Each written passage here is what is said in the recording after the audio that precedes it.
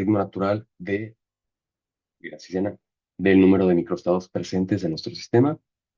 Vimos también la definición termodinámica, que es la que está acá, donde el cambio de entropía es igual al cambio de calor reversible siempre, dividido sobre la temperatura del sistema. Entonces, con estas dos definiciones que tenemos aquí, nosotros definimos la entropía. Recuerden que esta es una función de estado, como ya lo habíamos visto, al igual que la entalpía, la energía libre de Gibbs, y no, o sea, no es una función, digamos, de trayectoria, como lo es el calor y como lo es el trabajo, ¿no? Recuerden eso. Tac. Viendo más o menos eso, nos quedamos en lo que es el ciclo de Carnot y las adiabáticas. El ciclo de Carnot, eh, a grosso modo, digamos, es un ciclo ideal en el cual tiene, ahorita lo vamos a ver, dos líneas isotérmicas y dos adiabáticas. Y se cierra, es decir, si, voy a escribir en la otra pantalla. En el ciclo de Carnot tenemos algo de este estilo, en el cual comenzamos en un punto, vamos a tener obviamente todo en coordenadas de Clapeyron, donde aquí este es el volumen y esta es la presión. Vamos a tener primero una expansión, porque claramente hay un delta V, un cambio de volumen. Esta expansión se le llama expansión isotérmica, seguida de una segunda expansión, esta vez adiabática.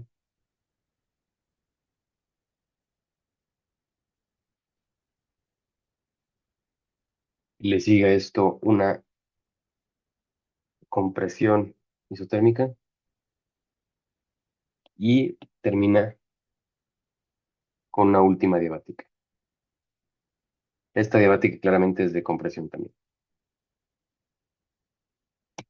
Aquí, realmente, la idea de este tipo de ciclos es que iniciamos en un estado A, nos pasamos a B, C y D. Y de D volvemos a llegar a A. Es decir, es un ciclo cerrado. Y por ende, el cambio de cualquier función de estado, llamemos el delta F, ¿no? O sea, el cambio de una función, sea la entalpía, sea la energía de Gibbs, sea la energía interna, sea la entropía, va a ser siempre igual a cero, ¿no? O sea, el cambio de A, bueno, pues del ciclo completo, pongámoslo del ciclo completo, va a ser siempre igual a cero. Esto, pues porque es la definición de una función de estado y porque los ciclos, pues por más exóticos, raros que parezcan, al final siempre, si es un ciclo ideal, va a terminar en el mismo punto de donde inició. Aunado a esto, hay dos aspectos clave que tienen los ciclos. Voy a dibujarlo.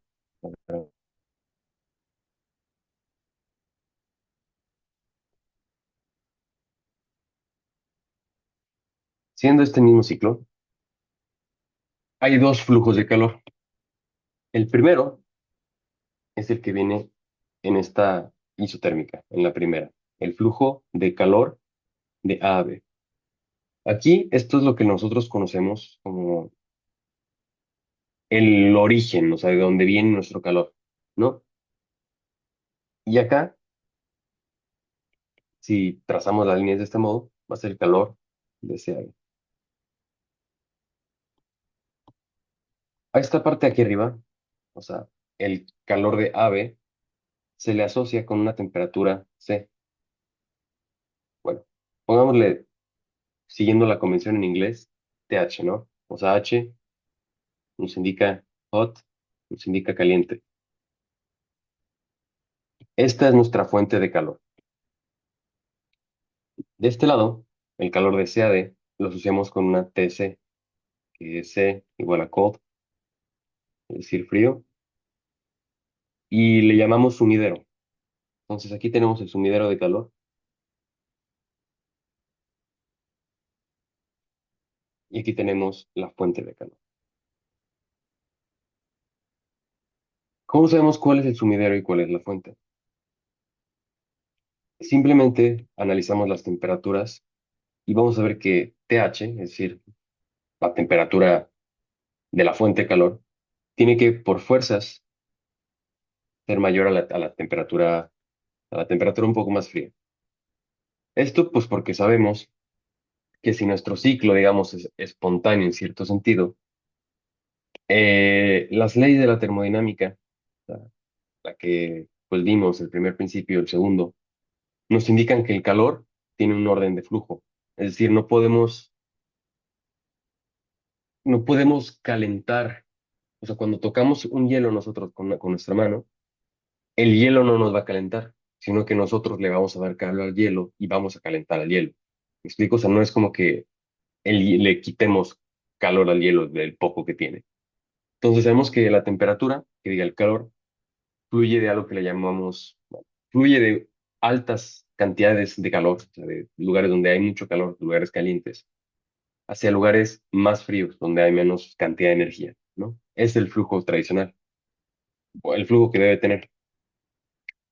Y sabemos que el calor, pues, en cierto modo, directamente proporcional a la temperatura, por lo cual una fuente de calor que tiene una temperatura mayor al sumidero, pues sabemos que es más rica. O sea, el calor aquí arriba tiene que ser mayor al de aquí abajo, ¿no? Ahora, si esto es la fuente de calor, es decir, el origen, todo lo que nos va a dar un calor, y esto es lo que sale, sabemos que el calor CD, o sea, el calor que llega al sumidero de calor, no puede jamás ser, digamos, superior al calor de AB. ¿Ok? Esto no se puede. ¿Por qué? Porque eso sería como crear energía. No podemos ingresar una cantidad de calor y obtener dos veces más calor. Por lo cual la relación correcta es que el calor de AB siempre tiene que ser mayor al de CB. Primera restricción. Bueno, realmente la segunda, porque la primera es que la temperatura de la fuente del origen es mayor que la del sumidero, ¿no? Tenemos estas dos restricciones en nuestro ciclo, entonces. Aquí lo tenemos. Una tercera, digamos, o sea, a cómo se entienden las máquinas, esto es un ciclo de una máquina, es que al final queremos que nuestra máquina haga algo, ¿no? O sea, no simplemente que le demos calor, perdemos energía y nomás gastamos recursos, ¿no? Sino que se tiene que cumplir un trabajo, que le llamamos W. Por lo cual, si analizamos este ciclo, nosotros sabemos que, hablando en términos de energía, el calor se mide en joules, el trabajo se mide en joules, y pues este otro calor se mide en joules. Sabemos que el calor de origen, aquel que proviene de la fuente, si asumimos conservación de la materia, de la energía, es decir, no estamos rompiendo ninguna ley física, y sabemos que o se realiza trabajo o el calor no usado se va al sumidero, sabemos que el calor que ingresó por fuerza tiene que ser igual a la suma del trabajo más el calor de CD. Esta es nuestra tercera y última restricción en lo que vienen siendo pues los ciclos, ¿no? Ahora, eh, esto estamos hablando de un ciclo ideal, más adelante vamos a ver pues, qué puede llegar a pasar. Am, mm, mm, mm. Pero bueno, ahorita quiero que se queden con esto, que la temperatura del origen va a ser siempre mayor que el del sumidero. El calor que ingresa tiene que ser siempre mayor al calor que sale. Y pues el calor que ingresa al final se divide en trabajo y se divide en el calor que va hacia el sumidero. Esta es como a grosso modo la idea de los ciclos, ¿no? En Carnot, o sea, los ciclos de Carnot, tenemos, digamos, estas como cosas un poco muy específicas, ¿no? O sea, son las dos adiabáticas y las dos isotérmicas. Una isotérmica de expansión, otra de compresión. Una adiabática de expansión, otra de compresión. Entonces, sabemos que durante el ciclo isotérmico, o sea, si ustedes toman cualquier ciclo y lo analizan usando este mismo orden de ideas que vamos a usar, me parece que es más sencillo entender qué está pasando. En las isotérmicas, sabemos que isotérmico quiere decir que temperatura va a ser constante, pero estamos teniendo a su vez una expansión. Y sabemos que cuando un gas se expande, pues tiende a enfriarse. Por lo cual, si nosotros queremos mantener una temperatura constante, pero mantener un volumen que se alce, quiere decir que tenemos que proporcionarle calor a nuestro gas para que se expanda y que mantenga una temperatura constante. Es decir, compensar esa pérdida de energía. Por lo cual sabemos que durante todo este paso, ¿qué quiere decir? Este paso isotérmico, vamos a ingresar calor. Va a ser nuestra fuente de calor. En el segundo paso, que es la diabática, sabemos que la restricción, la definición de una diabática,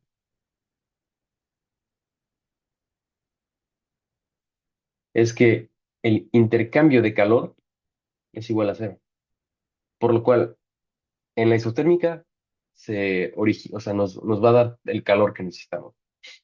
Una vez llegamos a la diabática, ya no estamos absorbiendo más calor, pero pues tiene que estar ocurriendo algo. No puede ser que expandamos, que realicemos una expansión y si no se intercambia calor, pues que se intercambia. Sabemos que a partir del primer principio de la termodinámica, la energía interna, el cambio, se define por el calor más el trabajo.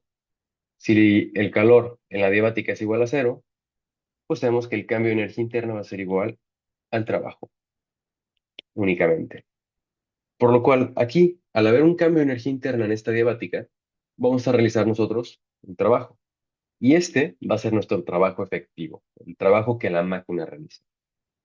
Ahora, como nosotros estamos queriendo volver al mismo punto, o sea, ves A, B, B, C, C, D, D, A, para que sea un ciclo cerrado e ideal, cuando pasamos de C a D, esta vez tenemos el mismo escenario de A a B, pero en vez de tener una fuente, al estar invertido y ser una compresión, quiere decir que tenemos que quitarle calor.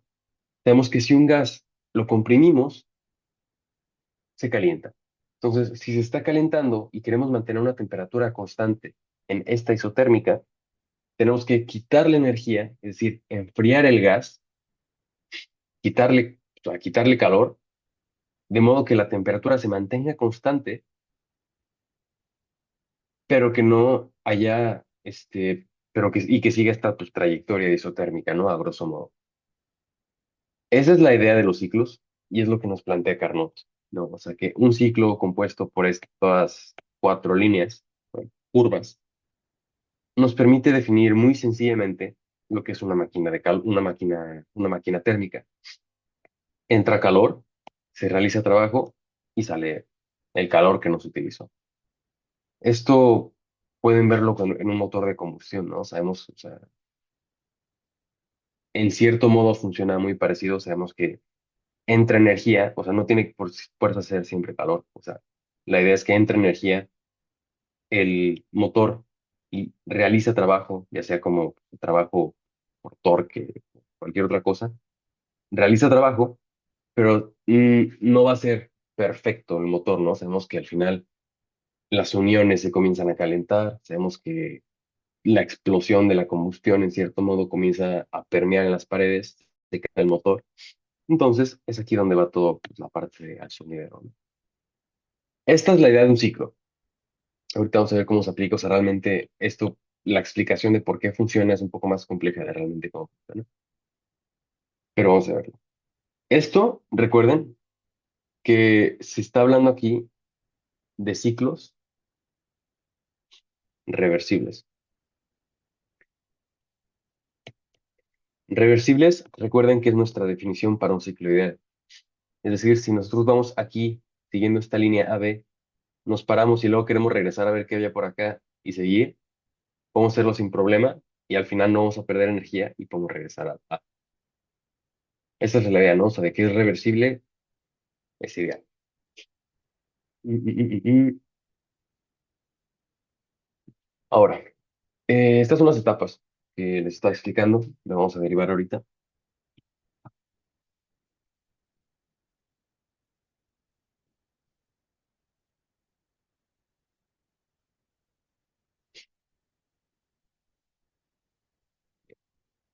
En el ciclo tenemos cuatro etapas. La primera es muy claramente una expansión isotérmica. de ave.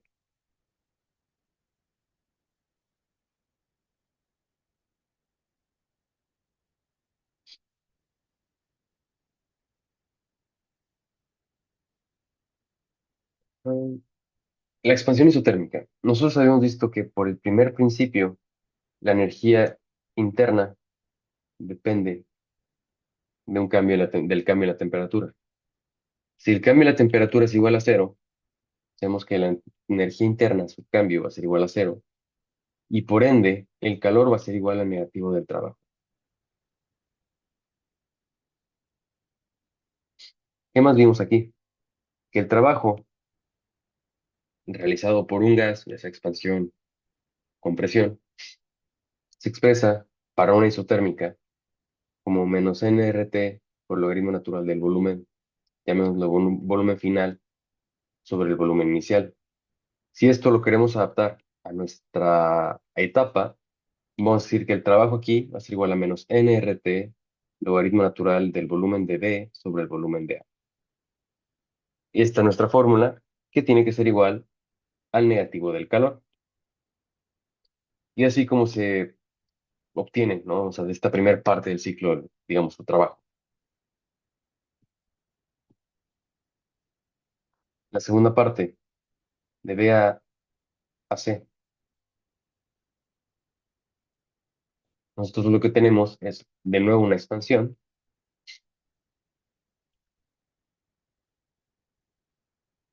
Bueno, aquí en la diapositiva le puse como QH, o sea, Q porque es el calor y H pues porque viene de la fuente caliente, ¿no? Bueno, de la fuente de calor. Aquí está, QH. Entonces esto le podemos llamar QH y esto le llamamos QC, así como simplificando. Ahora, en la expansión adiabática,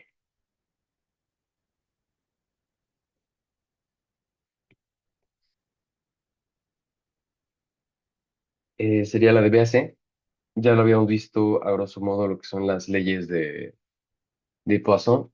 Lo habíamos visto en las tareas que les dejé, que les expliqué. Y lo vimos, mm, digamos, medio rápido, ¿no? Sabemos que la más común es esta. P por B a la gamma es igual a una constante. Esta es la primera ley. Luego está la segunda y tenemos la tercera, que sería T de gamma menos uno es igual a constante. Esta es la tercera ley. Y bueno, a partir de esto se obtiene el trabajo, ¿no? O sea, que vendría siendo, o sea, esto lo vemos más adelante con más detalle, pero el trabajo aquí es P2, B1 menos P1, B1 sobre 1 menos gamma. Y esto sería el trabajo aquí en las adiabáticas, o lo podemos expresar como CP por T2 menos T1, ¿no? Porque al final sabemos que una adiabática, a partir de la primera ley, no intercambia calor, por lo cual el calor aquí se va a cero más el trabajo. Tenemos que delta U va a ser igual al trabajo, siendo delta U igual a CB T2 menos T1, depende de la condición, y pongámoslo por CB,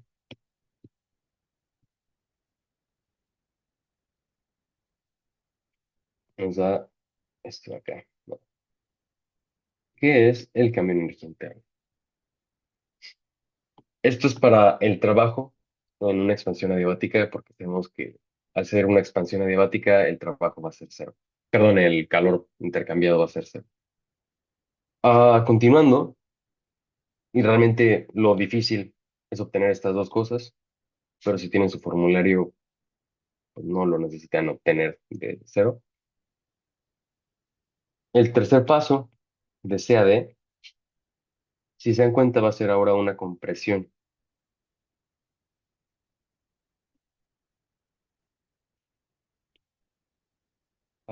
Este, tac, tac, tac,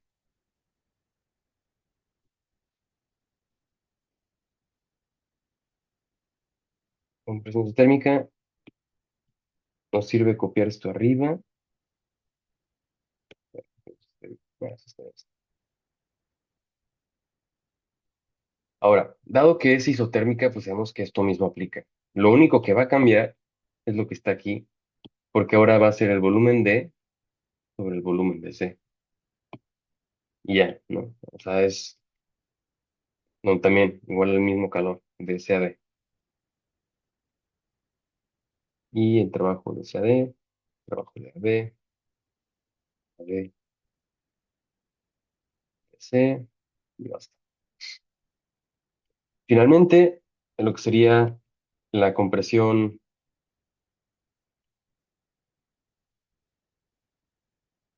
adiabática de DA, tomamos esta sección,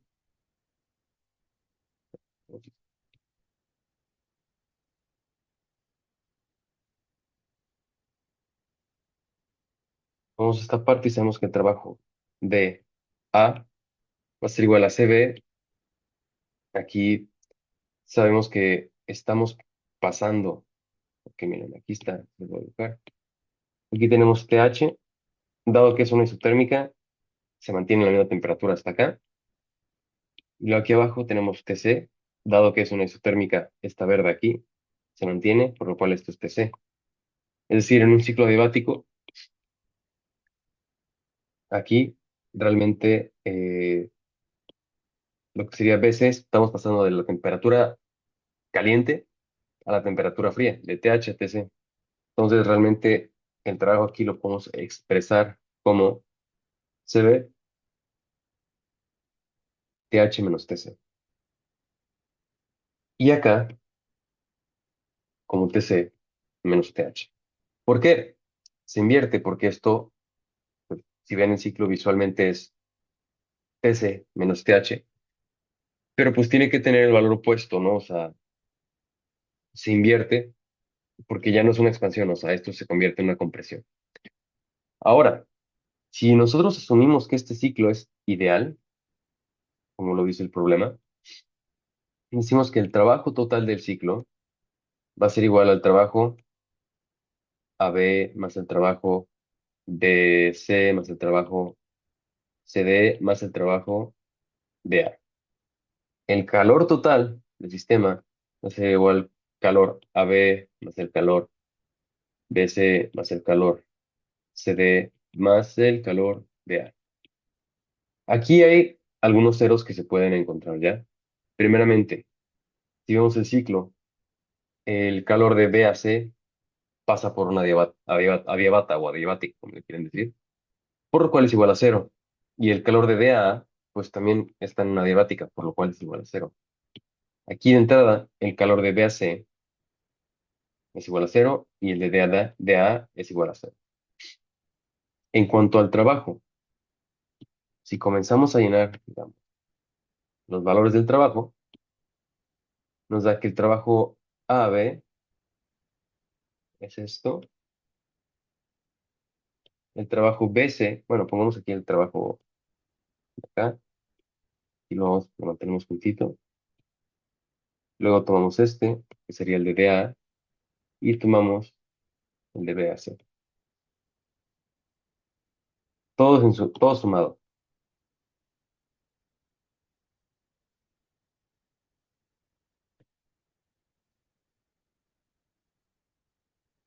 Mm, todo.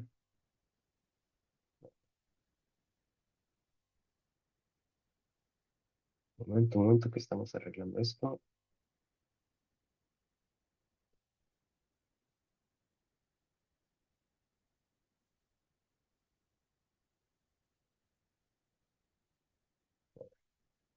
Aquí va el trabajo.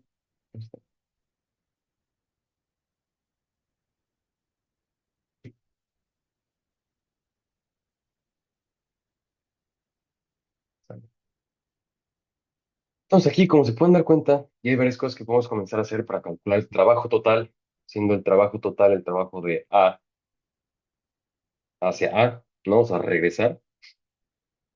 Sabemos que esto lo podemos factorizar y nos queda como menos nRT, logaritmo natural de BB sobre BA,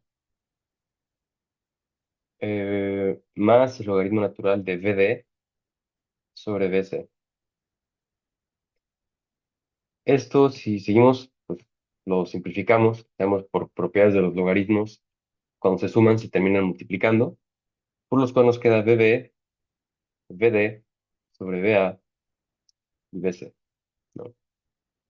Este es el trabajo total que realizaron las dos isotérmicas. Ahora, si sumamos lo que viene siendo el trabajo de, de las adiabatas, sabemos que aquí podemos factorizar el CB y nos queda TC menos TH más TH más, no, menos TC. Aquí es más, menos, todo esto se va a hacer, ¿ok? Por lo cual el trabajo de las adiabáticas se cancela y solo nos queda esta cantidad.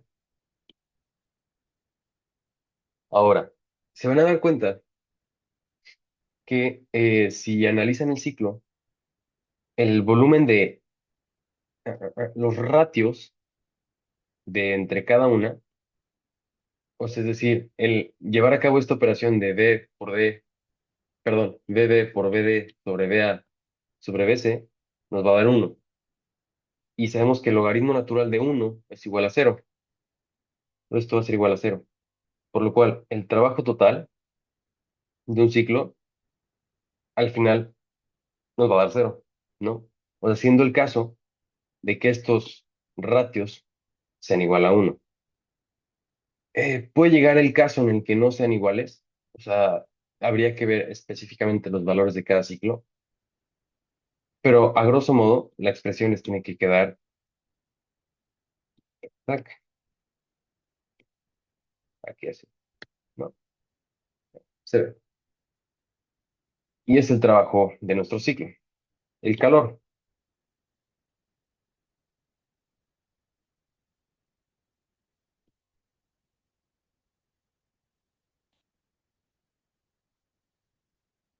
Sabemos que esto va a ser igual a calor de AB más el calor de CAD, que chistosamente vamos a ver que son estos dos de aquí, y lo único que cambia, pues hacer el calor en una isotérmica es el signo, por lo cual al final nos va a dar este mismo valor,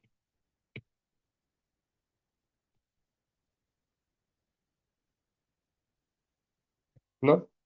Entonces, ¿esto qué nos indica? Cuando ustedes estén haciendo un problema de estos y lleguen a esta conclusión, el calor y el trabajo pueden llegar a tener un valor, es decir, pueden valer una constante X, o sea, aquí lo podemos poner, que tiene un valor C que pertenece a los números reales, ¿no? O sea, es un trabajo X. O sea, esta, esta aquí, esta letra griega, indica pertenece a los números reales, quiere decir que tiene un valor, no es un número. Y sabemos que este trabajo, pues también tiene que tener un valor C. Pongámosle otra constante, pongámosle kappa. Pertenece también al número. Ahora, sabemos que estas dos son funciones de trayectoria y sí, pueden tener un valor igual a cero, puesto, depende del ciclo que tengan. Pero también pueden tener un valor distinto a cero. ¿Cómo sabemos, una vez que hicimos todo nuestro análisis, si estos valores que obtuvimos son correctos? Bueno, si nosotros decimos, nuestro ciclo es un ciclo de Carnot ideal y reversible. Al ser ideal, sabemos que pues las funciones de estado, o sea, vamos a tener un ciclo ideal, vamos a iniciar en punto A, llevamos todo el ciclo y regresamos al punto A, ¿no? Ese es nuestro ciclo ideal. Y sabemos, pues por todo lo que hemos aprendido en fisicoquímica, que las funciones de estado, al llevar a cabo un ciclo sin importar el camino que tomen, si regresan al punto del que partieron, son igual a cero. Basta utilizar una función de estado tan sencilla como delta U es igual a Q más W. En esta situación, nosotros decimos, bueno, si yo inicié con mi cambio de energía interna en A, pasé a B, pasé a C, pasé a D, pasé a cientos de estados después, y luego de acá, del último estado X, me regresé a, yo no tengo ni siquiera que hacer cálculos, yo sé que delta U es igual a cero, porque es una función de estado y regresó al punto desde el cual partió.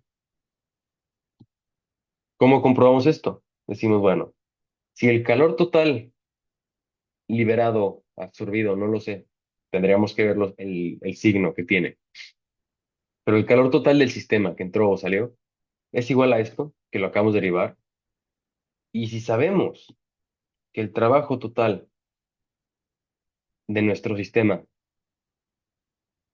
es igual a esto, muy claramente estamos haciendo uno menos uno. Esto de aquí es lo mismo de acá, solo que esto de acá está en negativo. Por lo cual, podemos concluir que nuestras fórmulas para el calor total y el trabajo total son correctas porque uno menos uno es igual a cero. Y en la energía interna de A B, a C, a D, a va a ser igual a cero. Por lo cual eso está correcto. Ese es el tipo de análisis que requiere un ciclo del tipo Carnot, un ciclo, o sea, ciclos de Otto, ciclos de Carnot, lo que quieran llamarlo, requieren este análisis. ¿Y esto qué nos representa? Que a pesar de que exista un trabajo, a pesar de que exista calor, o sea, el ciclo lo equilibra de modo que lo que entra, o sea, va a ser compensado por lo que sale, como, tanto como trabajo como al sumidero de calor, de modo que siempre se regrese al punto de inicio. Esto es importante porque todo motor, digamos, moderno, cuando quiere buscar eficiencia, busca que se parezca lo más posible, no a un ciclo de Carnot, pero a un ciclo ideal. Es decir, si este es nuestro ciclo, digamos que estamos diseñando un motor de combustión, ¿no? O sea, un motor de Fórmula 1, cualquier cosa. Sabemos que si nosotros fuéramos a ponerlo, por ejemplo, tenemos que ponerle coordenadas.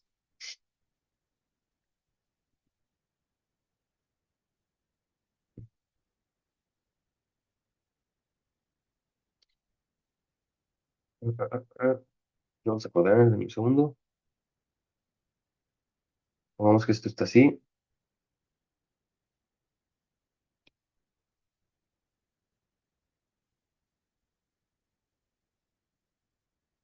más o menos, se comprende la intención. No, este es nuestro ciclo. Y nosotros sabemos que si nuestro ciclo realmente fuera perfecto, sin importar cuántas veces se lleve a cabo, o sea, se encienda, se apague, se use, siempre va a mantenerse aquí. Sin embargo, lo que sucede es que en un ciclo, digamos, real, algo no ideal, es algo que sucede en la vida, es que en vez de que se mantenga de ese modo, pues al final vamos a tener algo del tipo, claro, comenzamos ahí, ¿no? Nos hace cuenta que lo vamos a repetir 4 veces. Un ciclo ideal, si lo repetimos n veces, n veces va a pasar así.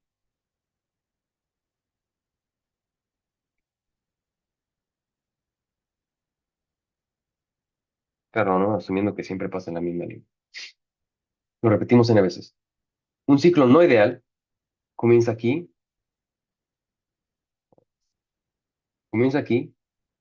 va acá, va acá. Parece que está llevando, digamos, el ciclo como lo pensamos que lleva. E idealmente debería cerrar aquí.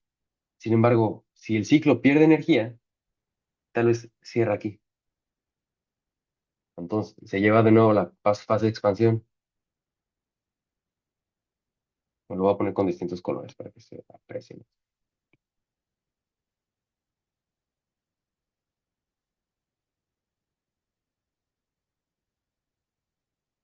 ¿no? Digo, ahí hubo una variación del ambiente, le dio más energía.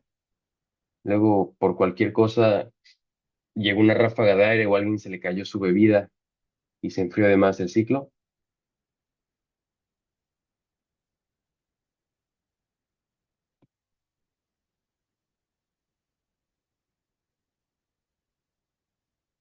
¿no? Entonces, yo creo que se entiende lo que pasa realmente, ¿no? Claro que esto es ¿qué será? Una exageración de lo que realmente pasa. Aquí supongamos que lo repetimos 4 veces, no lo sé. Es lo que pasa en la realidad, aunque en la realidad se ve tal vez si nuestro ciclo ideal sería este, pongan que en la realidad pues se va a ver algo así.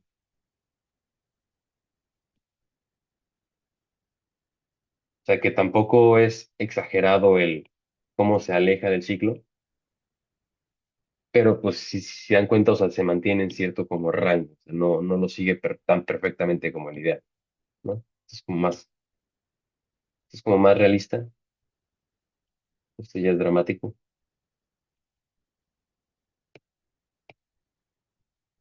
Ah, entonces esa es la idea, ¿no? O sea, de los ciclos.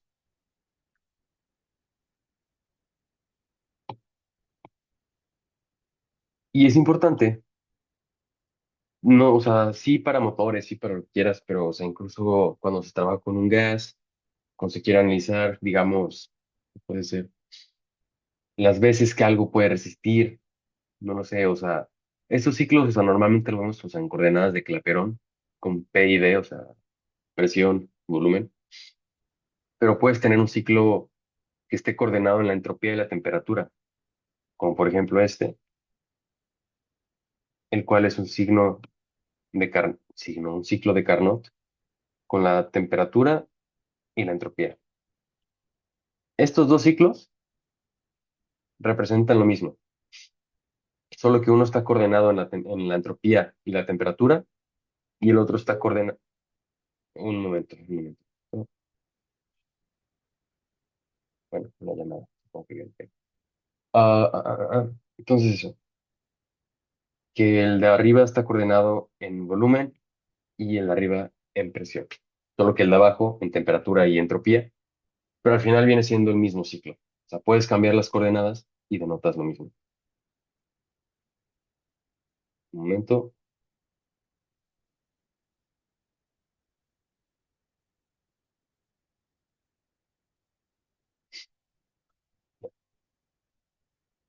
Entonces, esa es como la parte de idealidad de los ciclos. Esta es la parte de las ecuaciones que puede llegar a parecer un poco confuso, pero recuerden que esto es la suma de todos los calores, esto es la suma de todos los trabajos, y por los trabajos realmente solamente hay dos que tienen que identificar. O sea, porque en un ciclo de Carnot, dos calores ya son iguales a cero. Y pues aquí sacar el trabajo de las adiabáticas es bastante sencillo, usan estas de aquí. Y pues para la expansión isotérmica y la compresión, basta que conozcan la fórmula general y lo pueden obtener, ¿no? Y ya nomás solamente le cambian el signo para el calor.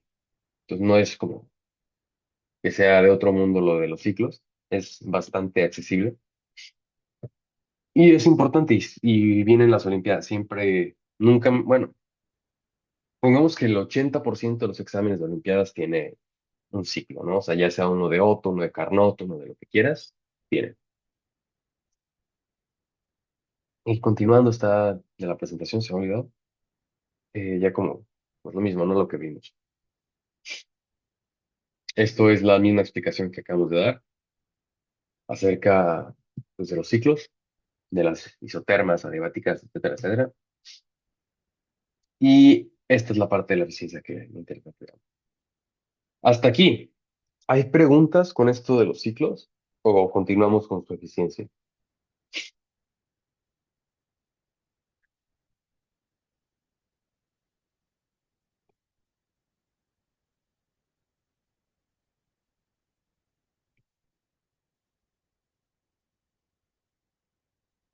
Ok, Claro.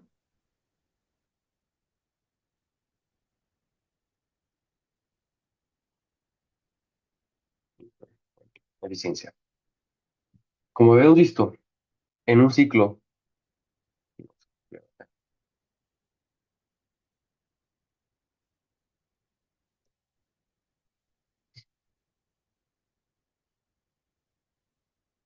Como has visto, en un ciclo tenemos el calor como origen, o sea, origen de toda la energía que va a haber en el ciclo, y se va a repartir entre el calor que se va al sumidero y el trabajo, ¿no? Por lo que decimos que el calor de AB es igual al trabajo más el calor de C. El calor de AB pues, lo denominamos QH, H de hot, caliente. Y si lo que nos interesa a nosotros es decir, bueno, está bien, a mí lo que me interesa aquí es conocer el trabajo que realiza este ciclo. Yo sé que, por ejemplo, si yo dibujo en un plano coordenado una línea, pues el trabajo que realiza esta línea va a ser pues toda esta área de abajo, ¿no? Si yo realizo otra línea aquí abajo, pues yo sé que el trabajo de la línea roja va a ser toda esta parte. Pero ¿qué pasa? Si esta de aquí va en este sentido y esta va en este sentido, el trabajo total, ¿cuál es? Pues yo sé que esta parte, toda la parte roja, pongamos, va a ser negativa, mientras que la de arriba va a ser positiva. Si nosotros le restamos a la parte positiva lo que es la negativa, nos va a quedar una figura del tipo,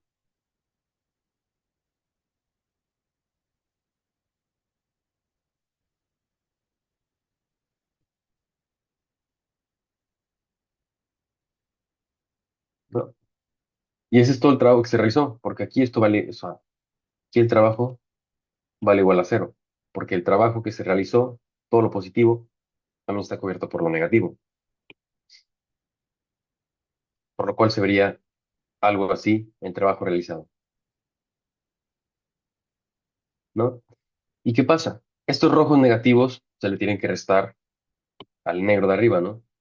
Supongamos, ¿no? O sea, que lo aproximamos diciendo, bueno, pues esta parte me desaparece, entonces la restamos, y esta acá se me parece, pues suponemos que nuestro trabajo final, ¿no? Ya que cancelamos todo en nuestro eje coordinado, nos debería dar algo así, ¿no?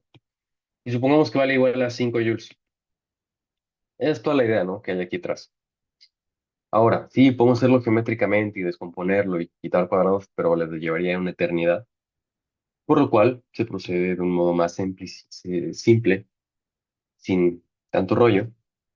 Si nosotros conocemos que la única fuente de calor, o sea, el origen de toda la energía, es la fuente de calor, usamos esta relación y decimos que, bueno, el trabajo va a ser igual a QH menos QC.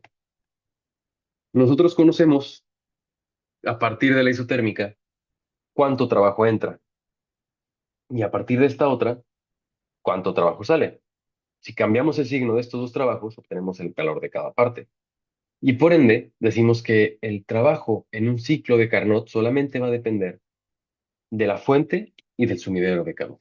Porque estas dos adiabáticas, su trabajo se va a cancelar.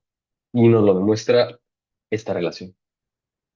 Entonces, muy importante para ustedes que recuerden, tal vez no esta, sino que recuerden que la fuente de calor les va a dar energía suficiente para dividir entre el trabajo y la fuente fría. Ahora, ¿cómo es que viene la eficiencia? Nosotros llamamos eficiencia. Esta no es una N, es una eta griega. Le llamamos eficiencia al cociente del trabajo total del ciclo dividido entre el calor aportado por la fuente caliente. Bueno, por la fuente.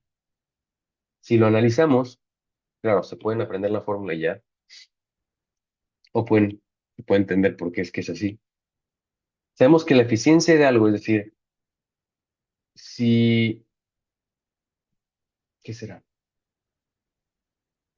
Si algo es eficiente al 50%, quiere decir que de toda la capacidad, todo este potencial que tenía de hacer algo, solo el 50% se logró.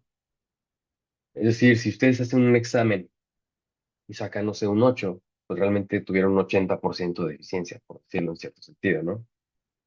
Eh, si un, si un cable, un cargador de celular, tiene una eficiencia del 90%, quiere decir que solamente 90% de toda la energía que tiene disponible sea, que podría llegar a dar, se utiliza. El otro por ciento, o sea, el 10% restante, le pasa otra cosa, se libera como calor, como cualquier otra cosa, digamos, alimenta una reacción, etc.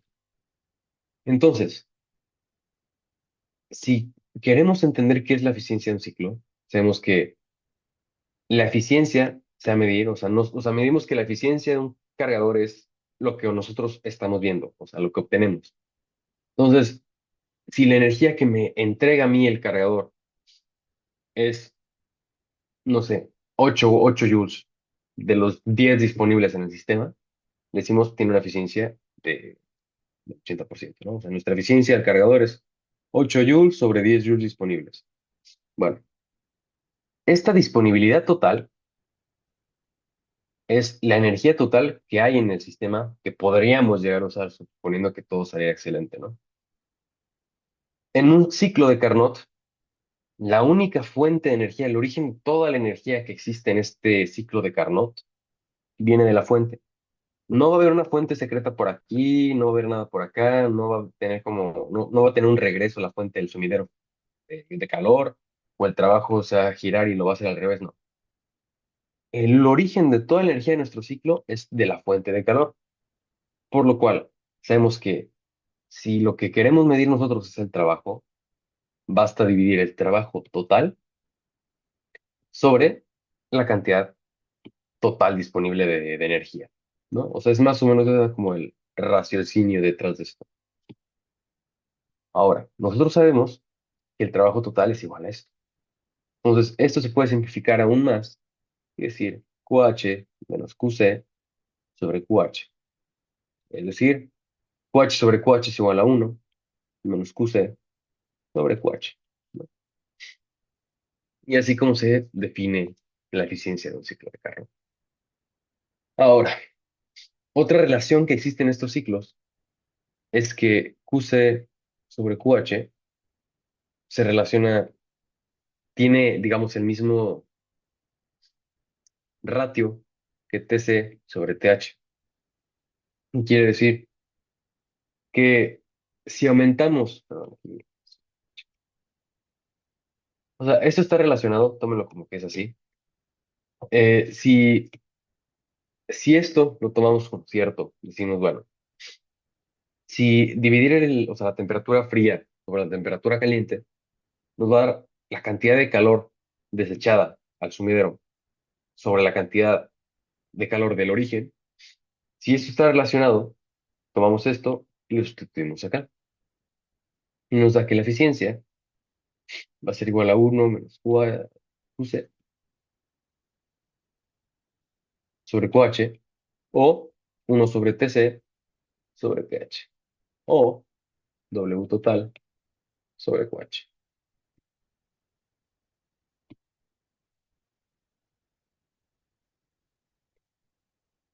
Y esta es la eficiencia de un ciclo. No es nada complejo, es algo bastante sencillo. O sea, dividir el trabajo, o sea, lo que se mide sobre todo lo que tenía de potencial, ¿no? O sea, todo lo que pudo haber logrado. Y eso también es muy común. O sea, en un examen de físico-química va a venir algo de la eficiencia. Hasta aquí, ¿hay preguntas?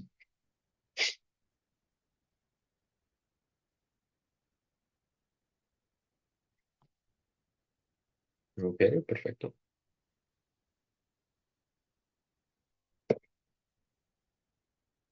Entonces, si no hay preguntas, te puedo hacer esto. A ver, si nosotros tenemos, por ejemplo, un ciclo, o sea, hay veces que no les van a dar todos los datos del ciclo, claro, porque son muchos, pero a partir de unos cuantos ustedes pueden sacar bastantes conclusiones. Si yo les digo, tengo, mm, ¿qué será? Por ejemplo, seguramente habrán escuchado ya del telescopio de James Webb.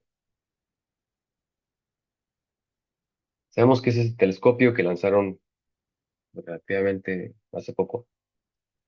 Ya lo habrán visto, sus paneles son de este estilo, como colmena.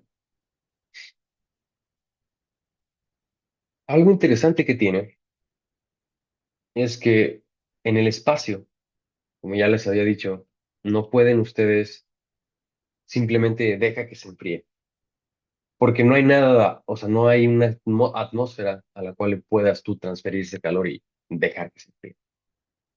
Por lo cual, una curiosidad a los que sean apasionados de la parte espacial, si nosotros tenemos el Sol aquí, un Sol bastante infantil,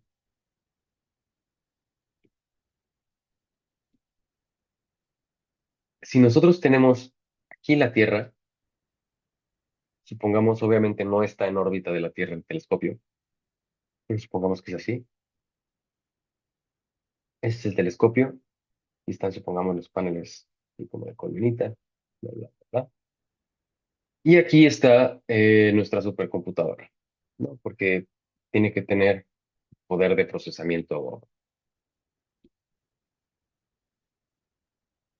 C de computadora. Aquí sabemos que cuando ustedes usan el celular, usan la computadora, esta parte comienza a calentarse. Pero decimos, bueno, si no podemos enchufar desde la Tierra nuestro telescopio para que tenga energía, ¿cómo le vamos a dar energía? Usamos celdas solares que lo calientan. Ahora, estas celdas solares, el calentar, usar una celda solar, sabemos que no es 100% eficiente. Pongamos que tiene una eficiencia de, no lo sé, 42% la celda solar de energía, ¿no?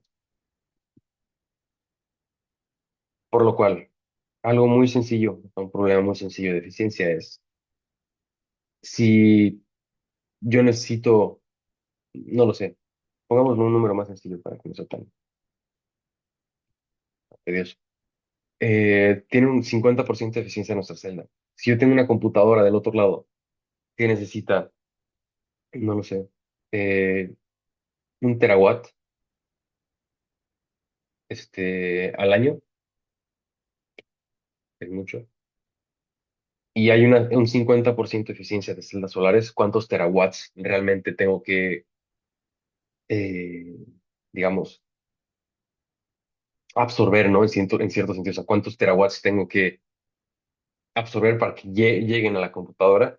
Bueno, si es el 50%, simplemente 2 terawatts, ¿no? Así como, así como cambia esta parte de la eficiencia. Eso es como parte del ejemplo, ¿no? Que les quiero dar. Pero es uno. Ahora, supongamos que esta parte, y algo más termodinámico, no tan eléctrico,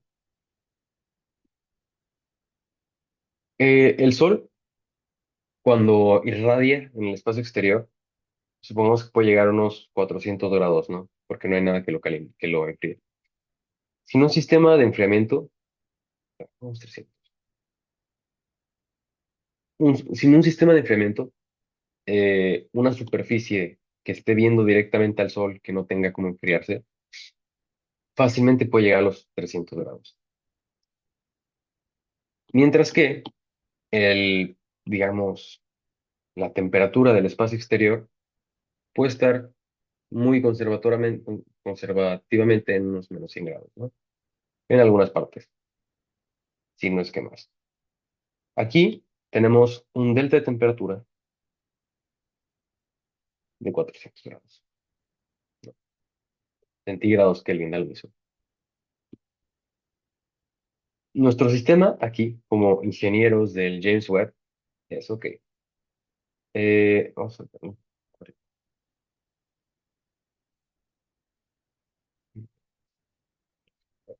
Voy a pasar a la otra diapositiva porque tiene espacio.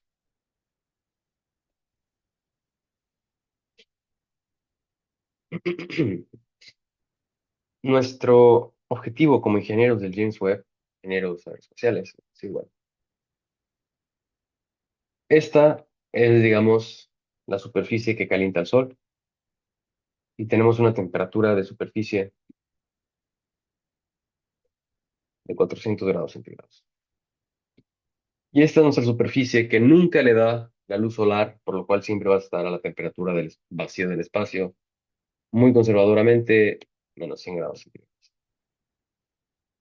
Aquí nuestra diferencia de temperatura es de 500 grados. Si nosotros decimos, bueno, aquí queremos generar energía a partir de esta diferencia de temperatura, ¿será posible? Si analizamos este sistema, es un motor no utilizado. ¿Qué quiere decir? Si aquí está una fuente de calor, llamémosle fuente de calor hot, caliente. Aquí el calor, pues sabemos que viaja, ¿no? De la parte más caliente a la más fría.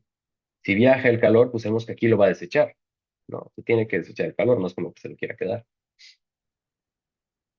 Aquí tenemos dos partes de tres de un motor, de lo que hemos visto ya. Si aquí le agregamos un trabajo, ya tenemos un ciclo, ¿no? Claramente no es un ciclo ideal, definitivamente, pero es un ciclo. Sabemos que la eficiencia de este ciclo, ¿cuál es? Es el trabajo total que se genera sobre el calor de la fuente. ¿Cuánto calor nos está dando el sol? No lo sé, tendríamos que contar los metros cuadrados, contar cuántos fotones libera el sol, calcular la frecuencia de cada fotón, o sea, o el promedio de la frecuencia de los fotones, de cuántos impacta nuestra célula solar, la eficiencia de la célula solar y pues más o menos aproximar el calor. ¿Sabes? Pero yo solamente quiero la eficiencia, entonces no me interesa tanto eso. Supongamos que queremos hacer eso, nos va a llevar un buen rato. Y el trabajo, ni siquiera sabemos qué trabajo estamos haciendo, no, ni siquiera lo podemos calcular. No obstante, si tomamos el principio básico de un motor, de una máquina térmica, sabemos que el trabajo es igual al calor de la fuente menos el calor desperdiciado al sumidero sobre el calor de la fuente, es decir, 1 sobre QC sobre QH. Aquí tenemos que medir ya solamente, el trabajo ya no lo tenemos que medir, ya nos decimos de eso. Pero tenemos que medir el calor que nos da el sol, que aún no tenemos, seguimos contando fotones, y el calor que se desperdicia. Ir a medirlo con un termómetro, con cualquier cosa, a mitad del espacio yo lo veo algo complejo, además que no está ni siquiera muy cerca de la Tierra, está muy lejos. Es algo complejo, ¿no? No obstante, nosotros conocemos que la relación de aquí, por lo cual nos podemos atrever a decir que si nuestro telescopio opera con una diferencia de temperatura, así como si fuera potencial, es decir, o sea, haz de cuenta que hay 500 volts aquí, es muy similar a cómo funciona la electricidad, de 500 grados de diferencia, decimos que, bueno, la eficiencia de un ciclo teórico de usando el gradiente de temperatura, la diferencia de temperaturas que existe en el telescopio James Webb, es igual a la temperatura fría sobre la temperatura caliente. Haciendo una cuenta rápida, aquí está la calculadora. Ah, miren, chicos, ya les dije, aquí está. Esto es de la Olimpiada cuando fue en Suiza. No sé si en Uzbekistán vayan a dar, para los que les toque ir a Uzbekistán, pero tal vez les toque una calculadora de estas todas poderosas. Ok. Si hacen la cuenta, nos va a tocar de que es 1, la temperatura fría son -100 grados centígrados. Obviamente esto se hace en grados Kelvin, no centígrados, por lo cual son 173 Kelvin sobre ¿cuánto será? 77 Kelvin, 1 menos esto, y nos da una eficiencia de, un momento, del 74%. ¿Qué sucede?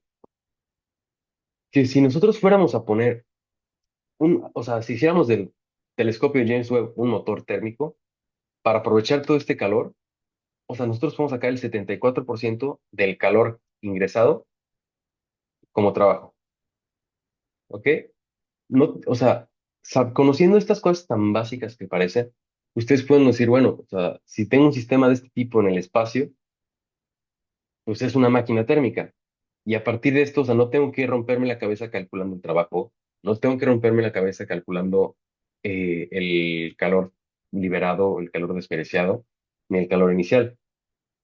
Simplemente conociendo digamos, la diferencia de temperaturas total, pueden ustedes decir, bueno, esto nos va a permitir una eficiencia del 74%. ¿Y esto de qué nos sirve?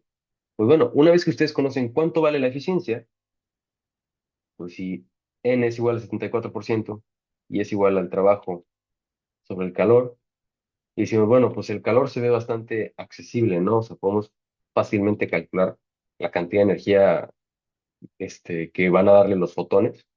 Pues decimos N, la eficiencia, eta, por el calor va a ser igual al trabajo. De ese modo, sin tener que hacer tantos cálculos extravagantes, llegamos al valor del trabajo total que nos permitiría un motor térmico montado a bordo del James Webb.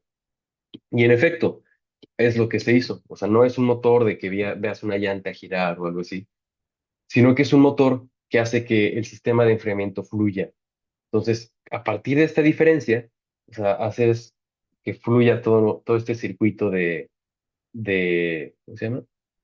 De líquido de enfriamiento. Y es lo que hace que nuestro telescopio, pues si tú tienes aquí un LIDAR, ¿no? O sea, para detectar todas las, o sea, ¿cómo se llama esas? De qué ondas infrarrojas, todo el espectro de microondas, si tú tienes sensores que necesitan estar casi a 0 grados, Kelvin, y tú tienes del otro lado a 20 centímetros de distancia, tienes una superficie que está hirviendo a 400 500 grados, el conocer algo tan sencillo como esto es lo que permite que hoy en día tengamos el nivel de ingeniería que tenemos, ¿no? Aquí le agregas un sistema de enfriamiento y permites tener una diferencia de 500 grados centígrados entre un espacio, digo, no sé si han visto fotos del James Webb, pero pues esto no creo que sea más de 50 centímetros. O sea, si son más de 50 centímetros, cada centímetro que pasa estás bajando 10 grados centígrados. O sea, después de 4 centímetros, de 2 dedos, ya estás, pues, de 4 dedos ya estás a temperatura de freír un huevo, ¿no? O sea, de cocinar. Y son 4 centímetros, no es nada. Entonces esa es la idea, ¿no? De los ciclos. O sea, que sí pareciera que no sirven para nada, porque sí parece a veces que no sirven para nada, pero ya que los aplican, es bastante bonito. No, o sea, no se limita a decir motor térmico, algo hecho por los humanos, algo totalmente sintético, sino que puedes verlo también en ecosistemas, no sé si vámonos por el área de ciencias biológicas, etcétera. Lo pueden ver en ese sentido. O sea, digamos, o sea, un sistema biológico del cuerpo, ¿no? O sea, recibimos cierta energía de los alimentos, nos deshacemos de otra cuando está funcionando el estómago y pues nos permite realizar cierto trabajo, ¿no? O sea, cierto trabajo, no sé, partir con el ATP, NADP, todas esas cosas. Entonces es aplicable no solo para los que les gustan los carros o los cohetes, sino pues, en todas partes de la ciencia, ¿no? Hasta aquí. ¿Hay dudas con esto de los ciclos? Ah, Rodrigo, ¿qué pasa si tienen más temperaturas? O sea, lo que hemos visto solo tienen dos, la TC y TH, pero ¿qué pasa si tienen más? Igual se toma la más alta y la más baja. Excelente pregunta, me encanta. Mira, esto es obviamente algo ideal, ¿no? O sea, sabemos que no existen superficies perfectamente con dos, digamos, solo dos caras, ¿no? Supongamos que tenemos un cubo. Eh, sí, a ver, orientándolo a las máquinas, supongamos, eh, si tienes más caras, el calor, no, es que digo, no sé cómo dibujar esas figuras, pero bueno, vamos a ver todo. Tienes, por ejemplo, el calor se mide en gradientes, ¿no? Entonces, hay una función que se llama nabla. Es como decir por, más, menos, división, cualquier cosa, ¿no? Esta se llama nabla y se utiliza en cálculo diferencial. Entonces, si yo digo, el nabla, que realmente es una delta al revés, ¿no?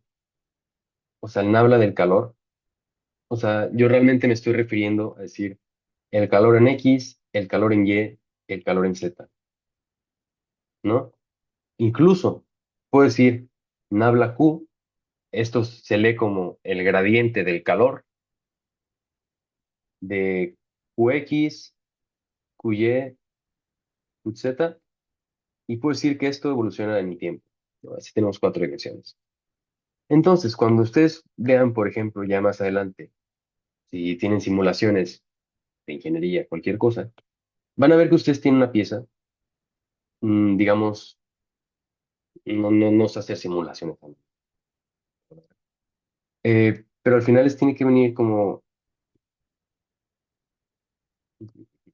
vamos a poner esto en eje XY, sería X, Y, Z. Nosotros decimos como gradiente, supongamos el calor de Z, o sea, el calor que viene,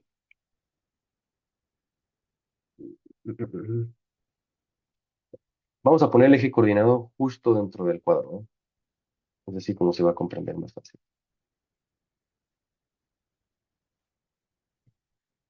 Entonces, imagínense que esa cosa que dibujé en un centro cuadrado del cubo está realmente en el centro. El calor de Z viene por arriba. El calor de Y viene por Y. Y el calor de X pues viene por X, claramente. Hasta ahí yo creo que nadie se ha perdido.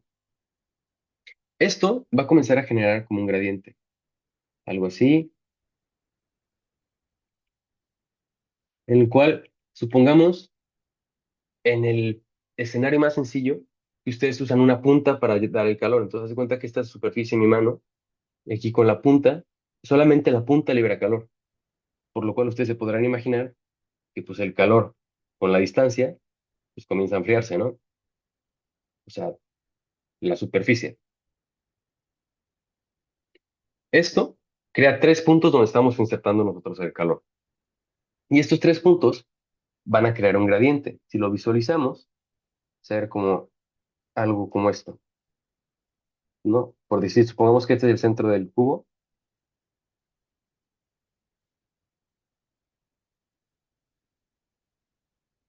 y está así. Luego con otro color vamos a tener así como estas líneas que lo envuelven, estas líneas que lo envuelven acá y acá y acá y acá. Cada línea pues va a ser respectivamente más fría, más amplia,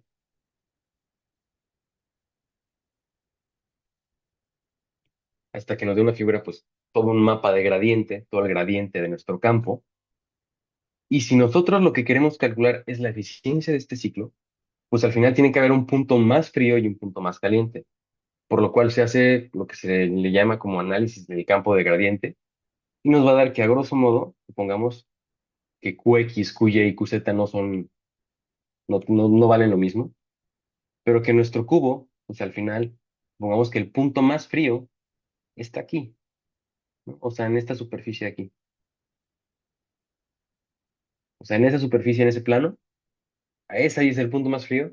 Y el punto más caliente, pues por composición de nuestro cubo, composición de cualquier cosa, está acá. Entonces, realmente, nosotros nos imaginaríamos un flujo de este tipo. O sea, ya con tres dimensiones se complica un poco, te hace más como romperte la cabeza, pero primero tienes que imaginarte el flujo del calor. Una vez que te imaginas el flujo del calor, pues ya puedes decir, bueno, si yo insertara exactamente una máquina ahí, o sea, un eje de trabajo ahí, podría sacar mi trabajo ideal. Pero ahora, ¿qué es lo que pasa?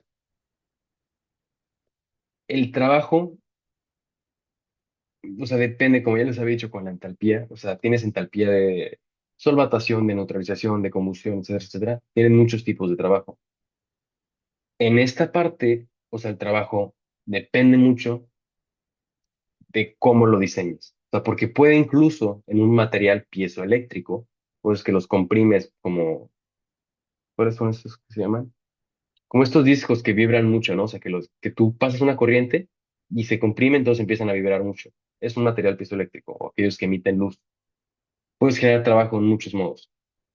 Imagínense que nuestra máquina, esto es un material piezoeléctrico, que al momento que yo lo expando, que le paso calor, me va a dar un trabajo.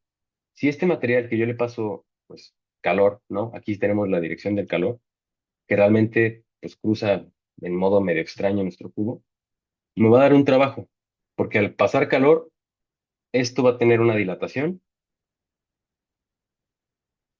y esa dilatación, pues, me permite realizar el trabajo que estoy buscando, ¿no? O sea, va a dilatarse y va a mover dos placas, ¿no? Como lo hace un material piezoeléctrico. Ahora, la expansión que va a tener la dilatación, pues claramente va a ser pues asimétrica, va a estar medio extraña por cómo está moviéndose ahí. Pero si suponemos que tenemos un cubo que se ve un poquito más bonito, en el cual nuestro eje de trabajo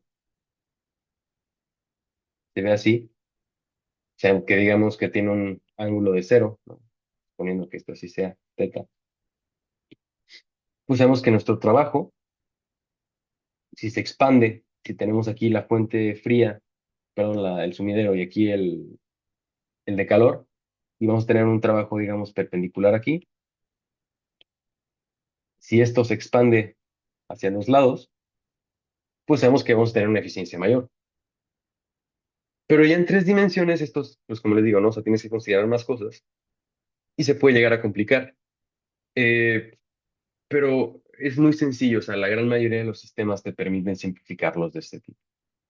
Ahora, esto es toda una ciencia, o sea, el entender los ciclos, o sea, es una materia de termodinámica, ciclos termodinámicos, pero es muy bonita, o sea, depende a qué se quieran dedicar, es lo que van a encontrar. Pero como les digo, o sea, esto va desde hacer un motor de enfriamiento en un telescopio en un punto de Lagrange 3, 4, donde lo quieran poner, hacer un cubo, un material piezoeléctrico, hacer un motor de Fórmula 1, un motor de cualquier carro, ¿no? De cualquier cosa. Incluso los motores de cohete funcionan con esto, o sea, sobre todo los sistemas de enfriamiento, un refrigerador funciona con esto. Un refrigerador es un caso particular. No sé si vamos a alcanzar a verlo, o sea, no sé si lo agregué en las diapositivas, pero es un tema ya un poco más aparte. Igual y puede llegar en las Olimpiadas, pero lo veo más adelante. Un refrigerador es un caso particular, pero también es un motor térmico en el cual se sigue aplicando la misma lógica, pero que decimos, bueno, si yo tengo mi refrigerador y yo sé que pues por los principios que ya hemos visto y yo me sé de memoria, digo, bueno, esto es mi ciclo pues, que me permite generar un trabajo. Pero a ver, yo en mi refrigerador, yo no quiero hacer un trabajo, o sea, no quiero estar girando un melón dentro de mi refrigerador, no quiero estar, no sé, sacudiendo los huevos dentro del refrigerador, no quiero estar, no sé, que la lechuga de vueltas, salte, brinque, lo que sea. No, aquí lo que me interesa es quitarle la energía que se encuentra dentro del refrigerador, dentro del congelador. ¿Cómo se hace?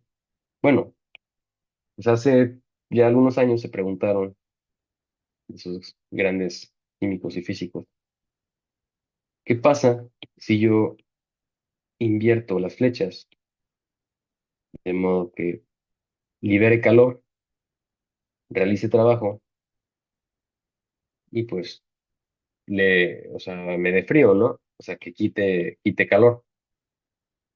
O sea, esta fue como la idea, la propuesta que hicieron. Dices, bueno, interesante. Nosotros sabemos que QH es igual al trabajo más más el calor de la fuente fría. Y si invertimos las flechas, no estamos rompiendo nada, ninguna ley. O sea, realmente esto se mantiene. La suma de estos dos nos va a dar esto, solamente invertimos el sentido. Y en efecto, si ustedes, en vez de querer generar un trabajo, hacen un trabajo sobre un sistema, ustedes pueden invertir el sentido del flujo del calor. ¿Qué es lo que pasa? No están rompiendo ninguna ley.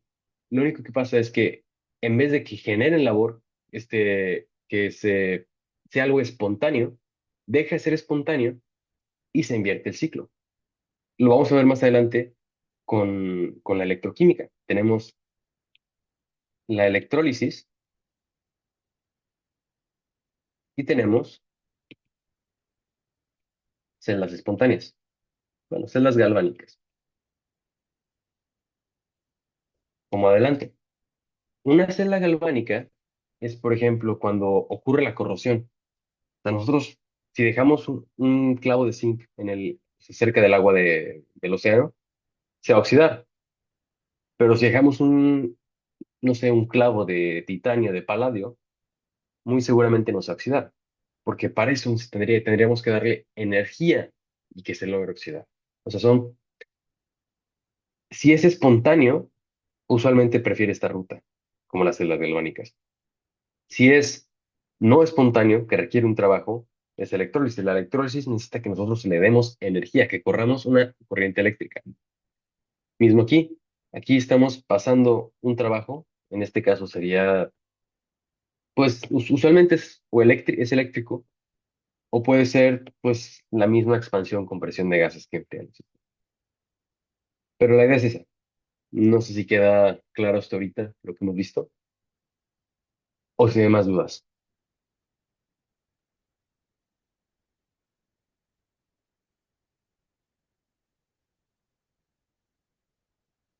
Perfecto, Ok. súper. Bueno, ese es un ejercicio. La verdad, vamos a hacerlo más adelante, no es necesario ahorita. Pero es un ciclo de Otto. Aquí se dan cuenta, son las coordenadas de Clapeyron, solamente que aquí, a diferencia eh, ¿verdad? Del de Carnot, aquí no estamos teniendo adiabáticas, sino que son isocóricas, perdón, isométricas, isocóricas, es lo mismo. El cambio de volumen no existe, solo cambio de presión, por lo cual es un poco más sencillo, ¿no? Y los cambios de base me parece que son sin perder calor. Deben ser adiabáticas. Entonces tiene que ser dos adiabáticas, dos isocóricas. Aquí está pues la solución. Bueno, en realidad solo. No, es otro ejercicio. Pero bueno, esto lo vamos a ver más adelante. No importa, esto es ver esta parte. Como tercera ley. ah, ah, ah, ah, ah, para que vayan bien preparados al examen.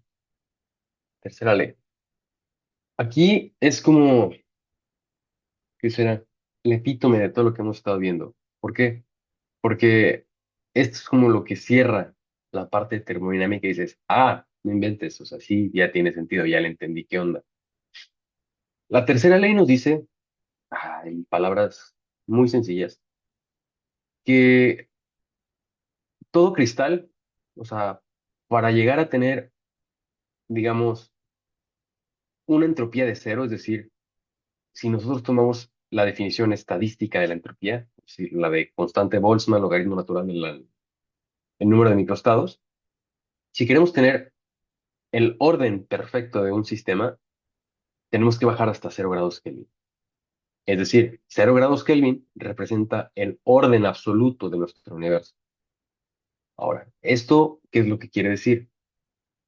Si nosotros le llamamos caos al movimiento aleatorio de las partículas, si nosotros quitamos toda su energía y solo queda la partícula, el átomo, ya no tiene aleatoriedad y por lo tanto es ordenado.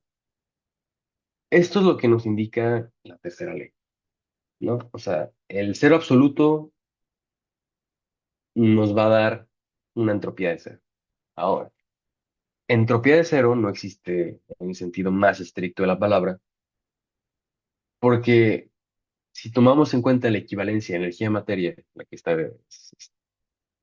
la que postuló Einstein, sabemos que el quitarle toda la energía a un objeto material, se implicaría pues quitarle toda su masa. ¿Me explico? Y al final, el orden absoluto sería la nada. O sea, una vez que no tienes nada, está totalmente ordenado. Porque siempre que exista cualquier remanente de materia, esa materia es energía, ¿no? O sea, lo veas de un modo u otro. Y por lo tanto, no estás en un cero absoluto. Una de las más sencillas formas de comprobar esta parte de que no existe realmente esta entropía cero absoluta, o sea, y que hay que tener mucho cuidado con cómo se formula la ley, o sea, se dan cuenta que dice que la entropía de un sistema perfecto y cristalino tiende a un valor constante de cero, al acercarse a cero absoluto. Es decir, el límite de la energía está en cero. Sin embargo, no quiere decir, es como una asíntota, que por más que nos acerquemos, pues nunca va a ser cero, ¿no? Pues aquí sigue siendo esta cosa, pues nunca va a ser cero. Sin embargo, tiende. Un ejemplo, si ustedes tienen una partícula, no sé si han visto, por ejemplo, los diagramas de Feynman, que son muy famosos. A veces las partículas subatómicas, por supuesto, por ejemplo, un electrón, tienen el capricho de descomponerse en partículas virtuales.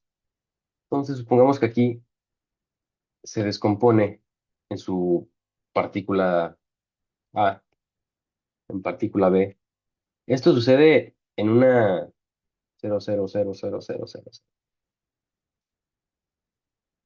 de segundo, ¿no? O sea, esto es algo que pasa en nada. Ahorita les explico cómo es que sabemos que esto sucede. Pero tengamos que nuestro electrón se descompone en dos cosas, ¿no? Avanzan un poco y una vez que avanzan, pues se recombinan y nos regresa nuestro electrón. Se le llaman partículas virtuales porque nos indican que toda materia en este universo es inestable.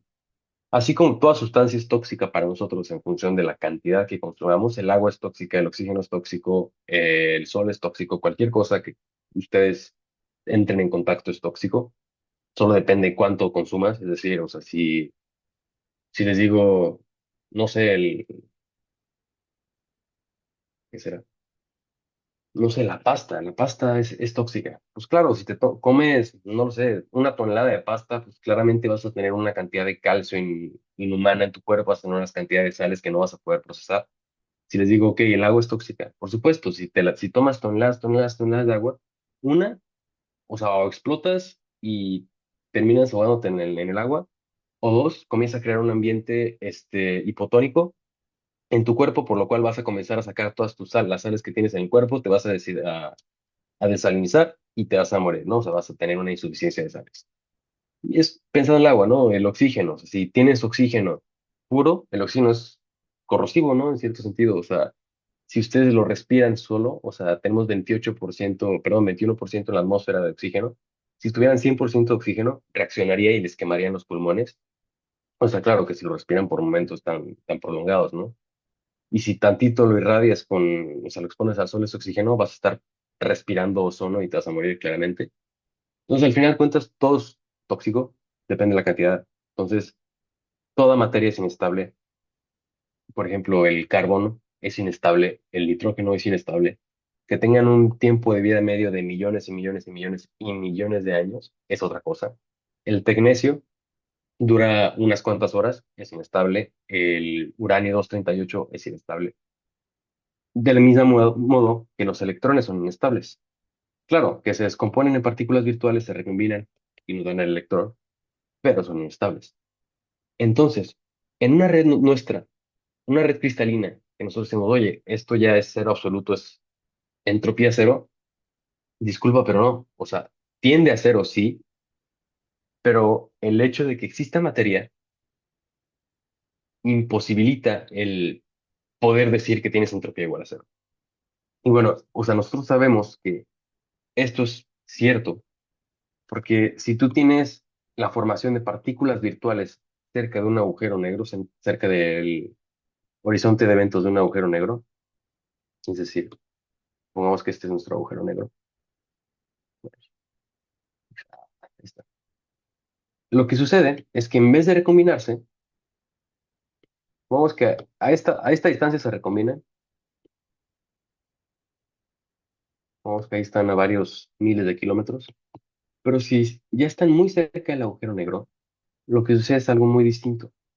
La partícula B, virtual B, o sea, la contrapartícula de A, entra en el agujero negro, pasa al horizonte de eventos y ya no tiene la posibilidad de recombinarse, por lo cual solamente nos queda esta partícula A, subpartícula A, que nos muestra que hay una inequivalencia en la simetría del universo.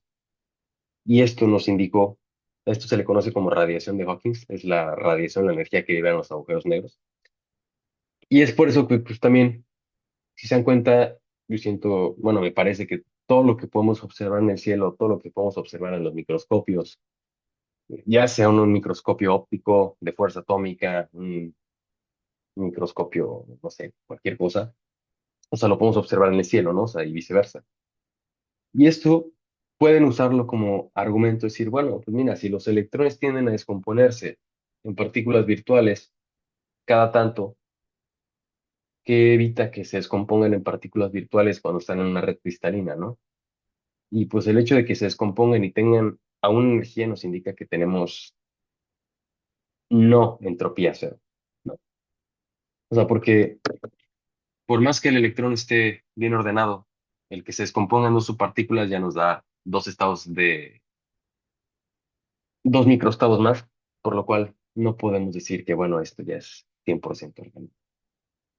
Y es como la historia, ¿no? O sea, el cómo, no sé si, bueno, a mí me gusta mucho esta parte ya al final de termoquímica, porque siento que es aquí donde se comienzan a ligar los conceptos, en el sentido, ya pueden ver cómo se aplican más a más cosas y no es lo como que les diga, bueno, pues el trabajo es igual a menos PdB y pues nunca han visto un trabajo que tenga cara de PdB, ¿no?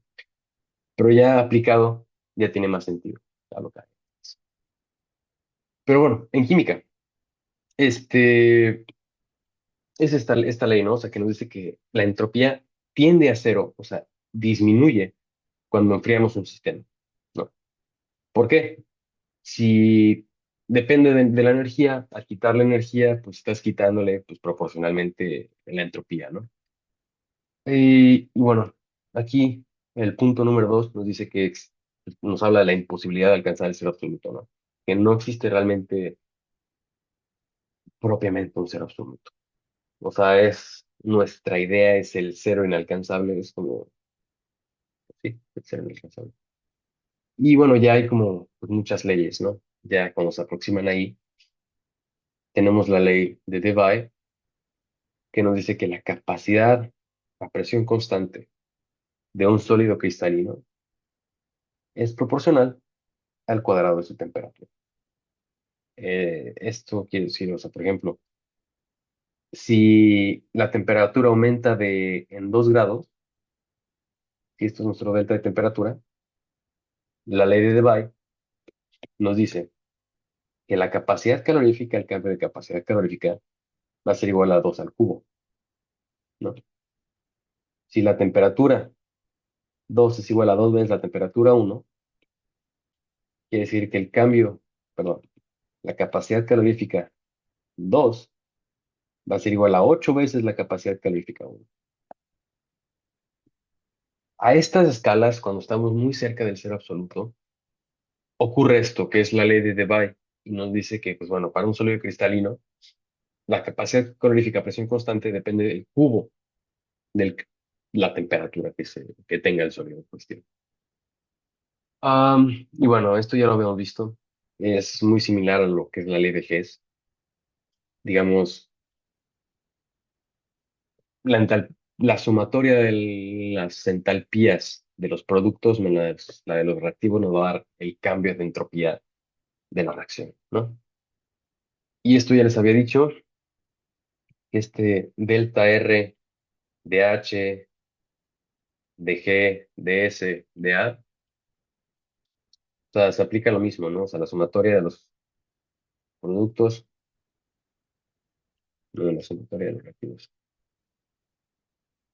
Se aplica igual. Para cualquier variable de estado, se aplica esta resta de sumas, ¿no? Y bueno, y la parte interesante aquí, ya es de lo más bonito, me parece que de aquí en termoquímica, la espontaneidad, es la energía de Gibbs. Gibbs, hay algunos, digamos, algunas personas que le llaman energía libre de Gibbs, algunos otros más puritanos que le dicen energía de Gibbs. La verdad es que da lo mismo, nadie le va a quitar puntos por decir la energía de Gibbs o agregar la palabra libre de Gibbs, ¿no? Pero bueno, yo digo que es energía de Gibbs también. ¿Qué se le hace? Esta es la ecuación.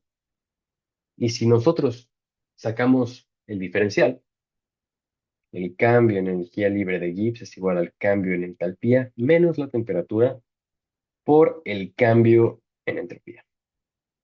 Esta ecuación simple pero poderosa es la que permite que toda la química, toda físico-química, ¿no? Esté unida.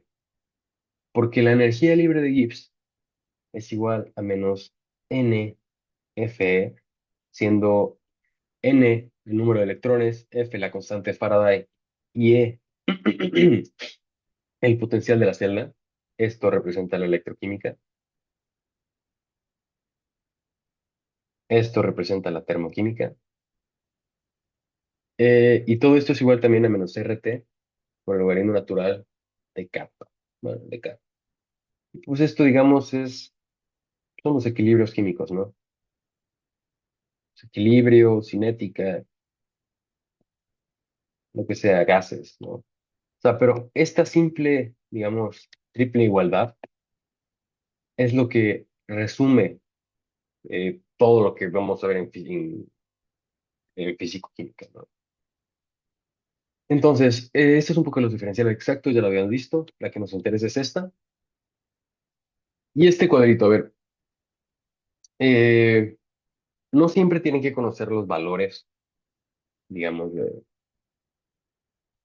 de H y de S, pero si yo les digo, bueno, yo tengo una reacción, no, ustedes no tienen ni idea de qué reacción es, pero mi reacción, yo sabemos que libera calor, ¿no? Entonces mi entalpía es negativa. Yo sé que en mi reacción, pues la entropía aumenta, perdón, disminuye. Entonces, tanto mi entalpía como mi entropía son negativas. Yo les pregunto, ¿es espontánea?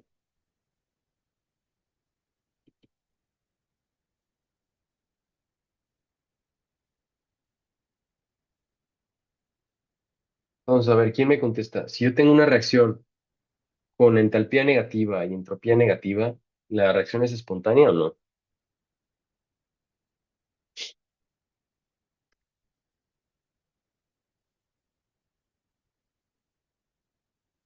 Depende de la temperatura. Ok, perfecto, depende de la temperatura.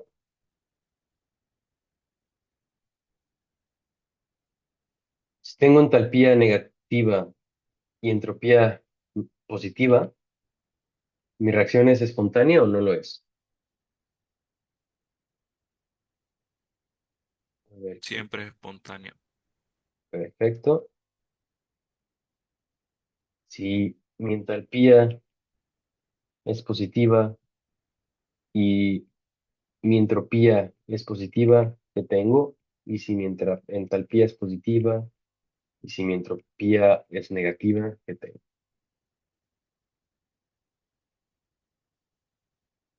A ver los demás. No, si ambas son positivas, también depende de la temperatura. Depende de la temperatura. ¿Cuál depende de la temperatura? Las que ambas son positivas. No, no, no. O sea, no es la misma respuesta para las dos. ¿Cómo, cómo? A ver, si la entalpía es positiva y la entropía es positiva también, depende de la temperatura, esta, Sí. ¿ok? Y la otra,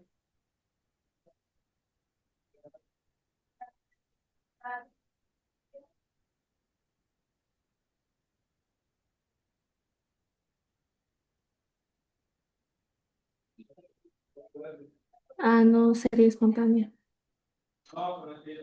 ¿sería o no sería? No, no sería. Perfecto.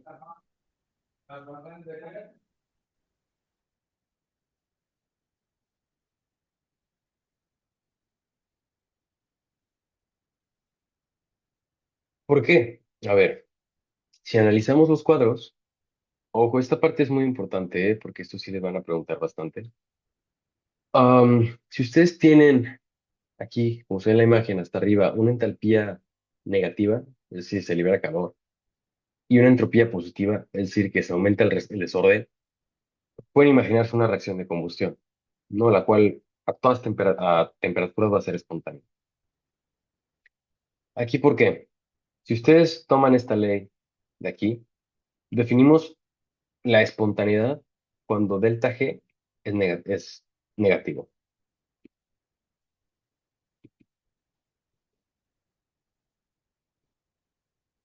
Espontáneo.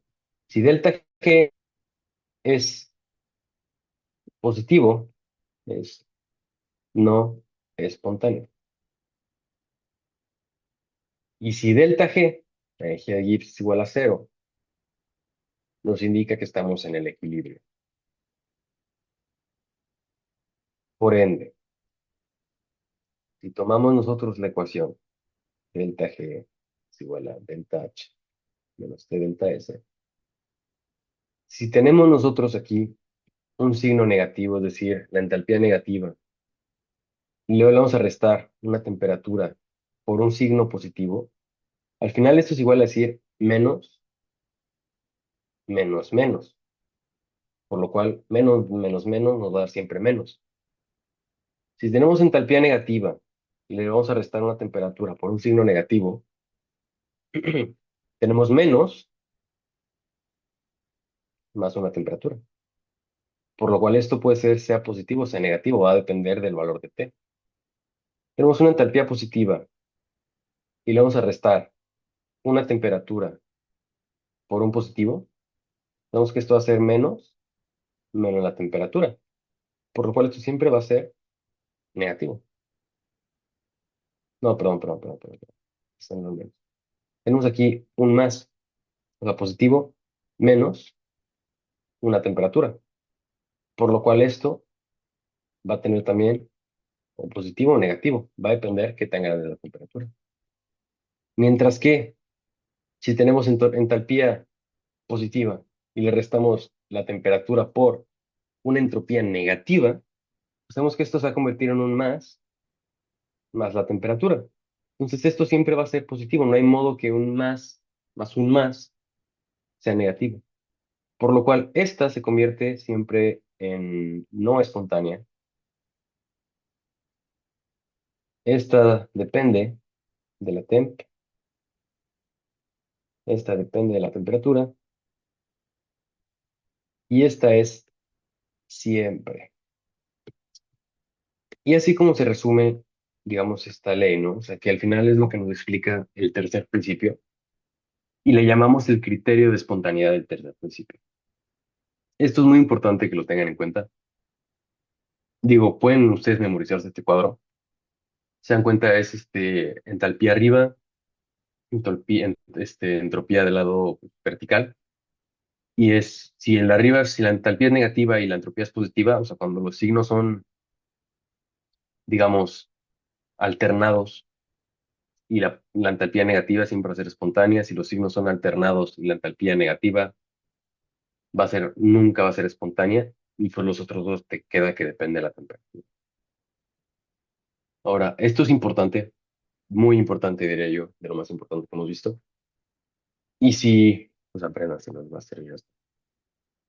Am, Ahora, como consejo de examen, algo en lo que yo sí me sigo recordando que digamos, me agarraron en curva durante un examen, una de las grandes fallas, fue cuando me dijeron, ¿no? Que tienes esta ecuación. Era un examen, me acuerdo que era del selectivo de México. Y era analizar esta ecuación, ¿no? Y me decía, ok, ¿cuál es la temperatura de equilibrio de esto si tú ya conocías la entalpía y si ya conocías el cambio en entropía?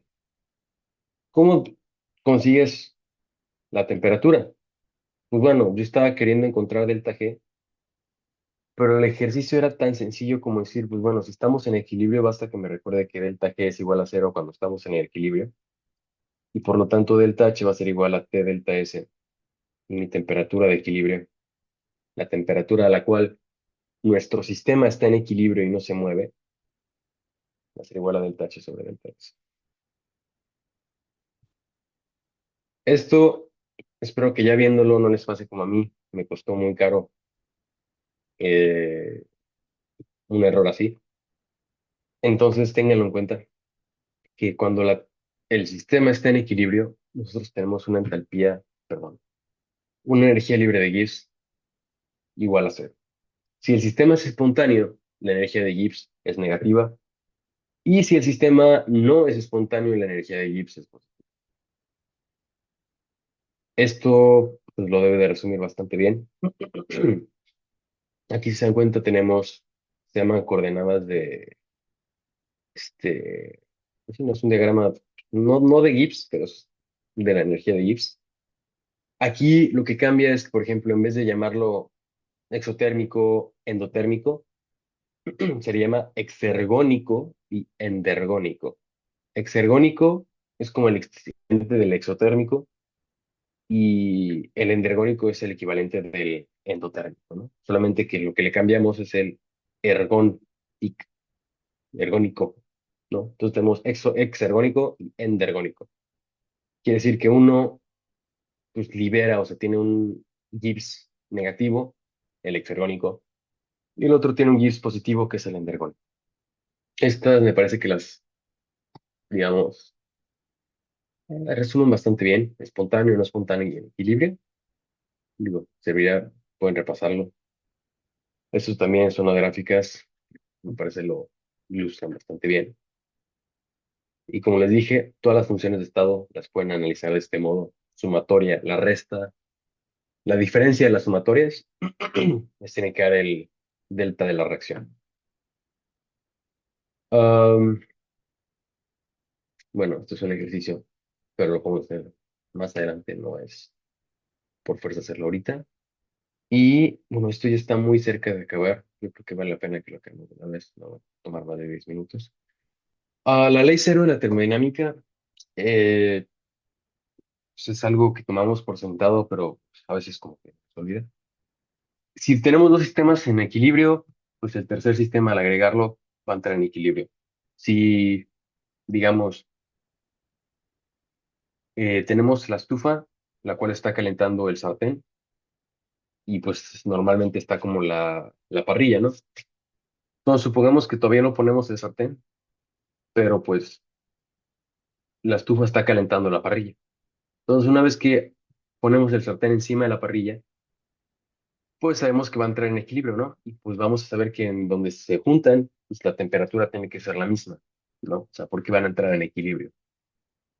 Así de simple es. Si ustedes, no sé, será, si ustedes tiran un bloque de hielo al agua, al océano, el océano está, no sé, a 20 grados y tu bloque de hielo está a -2, lo tiran al océano y al cabo del tiempo, pues el sistema de todo el océano y el hielo van a entrar en equilibrio, por lo cual el hielo va a llegar a 20 grados, ¿no? Ese es el principio de la termodinámica, ¿no? Y nos dice que, por ejemplo, si el sistema A está en equilibrio con C y B está en equilibrio con C también, por consecuencia, A está en equilibrio con B, ¿no? Eso se le conoce como propiedad transitiva de un sistema. Ah, pues es como un ejemplo, ¿no? Tal vez más claro. Tiene una taza de agua, agua de té, o sea, caliente, le ponen su cuchara para, no sé, agitar el azúcar, la miel, el té, y luego lo quieren medir por alguna extraña razón, qué tan caliente está su té con un termómetro, pues el termómetro se decalienta y va a estar a la misma temperatura que el agua, ¿no? Esa es toda la idea de la ley cero, que vas a entrar en un equilibrio.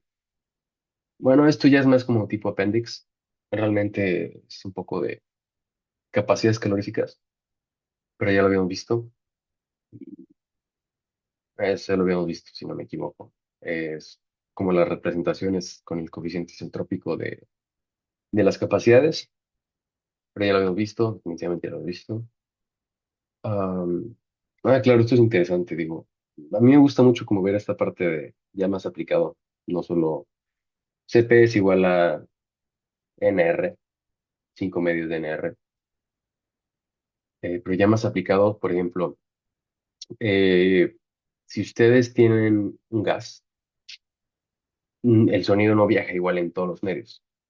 Entonces, si por ejemplo conocen la frecuencia de su gas, lo voy a dibujar aquí. Ustedes tienen dos partes, pues, digamos el emisor E y el receptor. Si ustedes tienen un gas, digamos, que inicialmente viaja con esta frecuencia,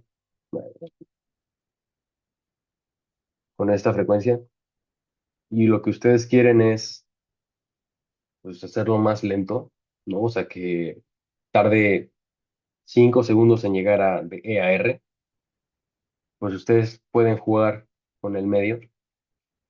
Y si, por ejemplo, el medio lo convierten, por decir algo, no sé, argón, criptón, una mezcla de gases nobles, pues tal vez el gas va a viajar más lento, el gas, el sonido, y va a depender de las capacidades caloríficas, perdón, del coeficiente isentrópico. Si ustedes lo sumergen en agua, pues sabemos que tomas el ratio de las capacidades caloríficas del agua y pues vas a llegar a una cierta velocidad del sonido dentro del agua. Y esto es importante, por ejemplo, en sonares, cuando tienes incluso sondas en el espacio. Si tú quieres, a partir, no sé, tienes Júpiter, ¿no? Sabemos que está lleno de gases aquí. Ustedes mandan una onda, y queremos saber de qué gas está compuesta la atmósfera.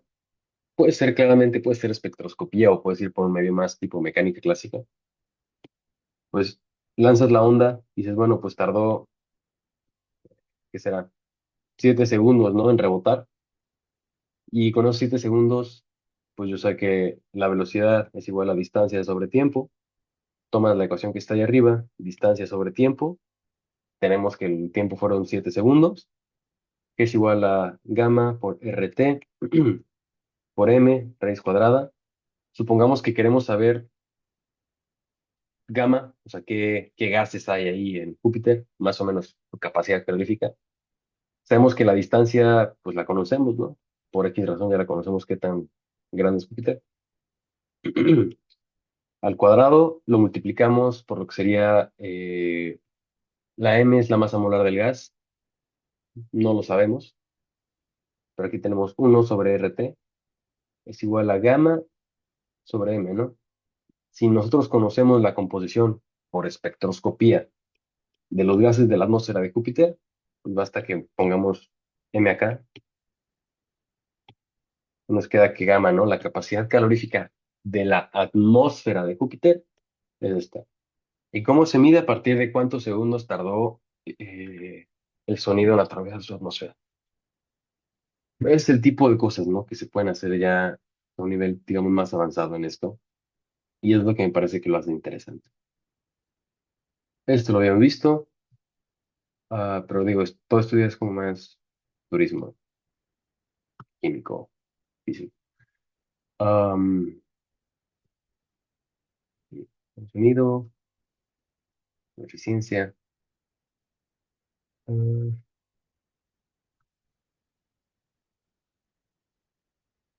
Listo. Y acabamos con... Entonces, chavos, la idea es esa, a grosso modo, de lo que viene siendo termoquímica, es lo que ya vimos. Hay más, definitivamente, esto fue bastante expreso. Espero, no sé, les haya gustado. No sé si tengan dudas, preguntas. La siguiente clase lo que quiero que hagamos es ver cinética o tal vez equilibrios. Habrá que meditarlo bien para poder el lunes hacer ejercicios, ¿no? Digo, yo sé que hay muchos, digo, me sorprendió ver las edades cuando me están inscribiendo en la Olimpiada. Vi que hay gente de 14 años aquí. La verdad es que mis respetos, no espera que fueran tan jóvenes muchos de ustedes. Pero yo sé que tenemos desde 14 a los 18. Entiendo que hay una separación de edad, separación temporal, bastante dramática en cierto sentido, pero el hecho de que estén por acá, o sea, que estén tomando estas clases y bueno, que aguanten estar aquí, que pregunten, participen, la verdad es que es respetable, admirable. Pero bueno, La verdad es que me da mucho gusto estar aquí con ustedes, chavos. Si tienen dudas, pregunten. De eso se trata. Como les digo, no hay preguntas tontas. Entonces siéntanse con la confianza. Digo, a veces sí salen preguntas que nos hace nuestro queridísimo Ángel. Que digo, no es como, o sea, sí salen a veces preguntas muy random, de que si hay 7 paredes en vez de dos. Pero yo creo que esas son las preguntas que vale la pena quedarse pensando, ¿no? Entonces, chavos, ya no les quito más tiempo. Son libres de disfrutar su fin de semana, ejercer su libre albedrío y estar haciendo lo que les plazca este fin de semana. Disfruten, no hay tarea, obviamente, vamos a ver mañana. Y cualquier cosa, me escriben, me mandan mensaje. Que tengan un día. Adiós, Gracias, feliz gracias. tarde. Igual, Nos vemos y buenas noches. hasta luego. Adiós, adiós.